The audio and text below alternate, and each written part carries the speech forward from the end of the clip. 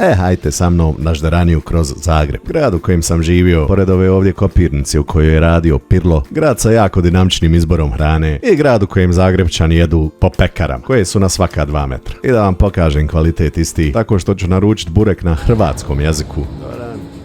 Može burek sa mesom. Jer poštujemo mjesto gdje se nalazimo i gledaj ga, evo, meso u sredini kod cigara, debljenije. Sad, prvo mjesto, Purple Monkey, prvo yakitori, pa onda ova katsu piletina. I prvo uzmeš da mame da vježbaš jesta štapićima, jako uredno i jelo i cijene, možda jer sam bio jedini gost. Svakako od mene ovaj put aplauz. Sljedeći, Kai Street Food, u kojem me vodila Duška koja toliko voli vino da si je na rame istetovirala grožđe i mislim da sam naručio pogrešno, jer su svi imali neki jebački sendvič, a ja ove prilično dobre tako sve, ali izgleda da moram doći opet. Onda sam dobio preporuke za ovaj bekal koji ima svoje ognjište na kojem sve peku i predjela su bila top. Kod glavnih nešto i nisam pao na guzicu. Tu su vam ocjene svih jela, tu vam je i račun, pa vi sami izvagajte, vrijedi li vam doći ovdje. I za kraj torikaja, tonkotsu ramen, sve komponente ramena super, ali meso iz nekog razloga jako loše teksture ovaj put. Što se mene tiče, soji i dalje najbolji izbor u Zagrebu srednjeg cjenovnog ranga. Ostalo je još pivo u mojoj omiljenoj kafani i uz komentare taksiste lagano put ka Franji Tuđmanu. Bio prije